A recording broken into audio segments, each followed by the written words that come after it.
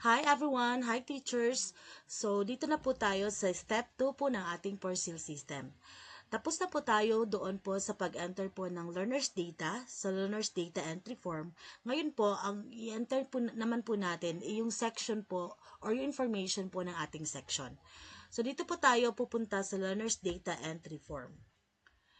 Suggested po na ang gagamit po nitong una is mga grade 11 po, advisors, because pagkatapos po ng estudyante sa grade 11, ang tendency po dapat is ita-turn over po ni grade 11 advisor yung Persil system doon po sa grade 12 advisor, so that the grade 12 advisor will no longer re-enter the grades of the students from their previous grade. So, dito po tayo next. Ang una po is to enter the school name. Say, for example, we have Kapkab National High School. School year po natin, gawin po natin ngayon pong taon.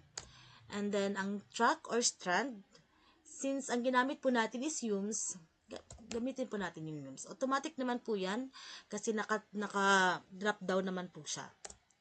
Okay, school address, Kabkab, San Andres, Catanduanes. Next po, dito po sa school principal and position, dito po siya ilalagay. Halimbawa po, Lorena A. Vitalicio, ang ating principal. And ang kanyang position is school principal 1. School ID po natin, 302078. Section, halimbawa, we have Fortitude. Advisor po, gamitin po natin B. Aquino. Dito naman po sa date of first day of the first month of the school year, bakit po ganito po yan? Kasi po dito po i-compute yung age po ng bata. Dito po sa first Friday of the first month. Halimbawa po, 8/22/2025. Ayan, Friday po siya. Importante po iyan.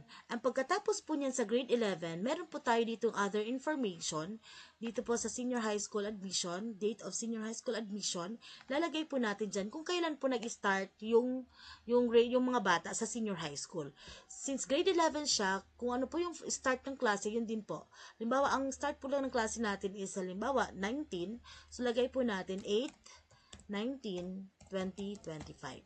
Again, nagta-transform po siya doon sa format na sinet ko po dito para malaman po na tama yung date po na nilagay natin. So, nag-start po ang klase ng August 19, Tuesday. So, tapos na po tayo sa information po ng grade 11 section. Ngayon, saan po ito magre-reflect? Magre-reflect po ito dito po sa ating grading sheets, katulad yung pinuntahan natin kanina. Ito po yung grading sheets ng grade 11. As you can see, nandito na po yung Kabkab National High School, yung address, yung section, and then yung school year. Nadoble na po yung school year, kaya ibig sabihin, dapat wala na po pala dito ng word na SY. Alisin na po natin yung word na SY. Okay. So, balik po tayo sa grading sheets. Ayan. School year 2025-2026. And nandito na rin po si Juan de la Cruz. Ngayon po, kasi male po siya. Ngayon po, later pong videos, magbibigay po ako ng other students para naman makategorize po natin yung male and tsaka female kung paano po natin siya ilalagay dito. Okay, ngayon, halimbawa maglalagay na po tayo ng grades, dito na lang po tayo mag-enter. Yan lang po ang pwedeng ma-edit po dyan. Ito hindi po yan pwedeng ma-edit. So, lagay po tayo ng grades. Say, for example, 89, 95, 93. Automatic naman po siyang maglalagay kung with honors po siya o wala. Say, for example, 85, 86, and 83. Kapag wala naman po, pass na lang po ang magre-reflect po dyan. Saan po ito makikita? So, balik po tayo dito sa home. Makikita po siya dito po sa SF9. SF9. Ayan. Ito na po si Juan de la Cruz, tsaka yung information niya. Andito po sa back, nandiyan na rin po yung grades niya po. Okay? So, for the meantime, hanggang dyan na po muna tayo. And yung next step po natin is punta na lang po tayo sa next video. Thank you so much, teachers, and good morning.